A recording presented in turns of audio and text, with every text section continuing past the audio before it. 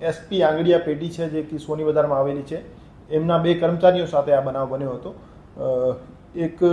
SP આંગડિયા પેઢીના જે માલિક છે એમને એમના દુબઈના કમિશન એજન્ટનો ફોન આવ્યો હતો કે એમના એક માણસને ત્યાં દુબઈમાં 50 લાખ રૂપિયાની રિક્વાયરમેન્ટ છે અને એક ઇન્ટરનેશનલ નંબર એમને આપ્યો હતો અને આ નંબર ઉપરથી એમને સંપર્ક કરી 50 લાખ રૂપિયા અહીં રાજકોટથી મેળવવાના હતા અને પછી દુબઈ ટ્રાન્સફર કરવાના હતા. તો આ કામે જે ફરિયાદી વિરલ વ્યાસ અને એમના એક સાથી કર્મચારી બજરંગવાડી વિસ્તારમાં ગયા હતા રૂપિયા કલેક્ટ કરવા માટે. ત્યાં એમની સાથે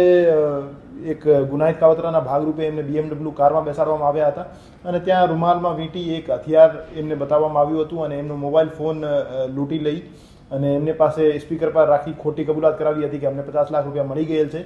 જેથી એસપી આંગડિયા પેઢીથી દુબઈ 50 લાખ રૂપિયા ટ્રાન્સફર કરી દેવામાં આવે અને ખરેખર રૂપિયા એમને આપ્યા નહોતા. તો એ રીતે લૂંટના ગુનાને અંજામ આપ્યો હતો અને એ ગુનાના કામે ગઈ ક્રાઇમ બ્રાન્ચ દ્વારા શબીર ઉર્ફે જાબર સિદ્દીકભાઈ જુણેજા તેમજ તોફિક ઉર્ફે પહેલવાન ઉર્ફે બાવો શેખ આ 2 આરોપીઓની ધરપકડ કરવામાં આવી છે અને સાગર વ્યાસ નામના જે આરોપી છે જે દુબઈ ખાતે સેટલ છે એને વિરુદ્ધ LOC લોકઆઉટ સર્ક્યુલર જારી કરવાની પ્રક્રિયા હાથ ધરવામાં આવી છે અને એના વિરુદ્ધ અન્ય કાયદાકીય કાર્યવાહી પણ ચાલુ છે. આ 2 પૈકી શબ્બીર ઉર્ફે જાબર સિદ્દીકભાઈ જુણેજા વિરુદ્ધ 4 ગુના દાખલ થયેલા છે, જેમાં એક અટેમ્પ્ટ ટુ મર્ડરનો ગુનો છે, એક આર્મ્સ એક્ટ હેઠળનો ગુનો છે અને 2 જુગારધારાના ગુના છે. સાંજ સમાચાર ફેસબુક પેજને લાઇક કરો, વિડીયો શેર કરો અને વધુ વિગતવાર સમાચાર માટે sanssamachar.net વિઝિટ કરો.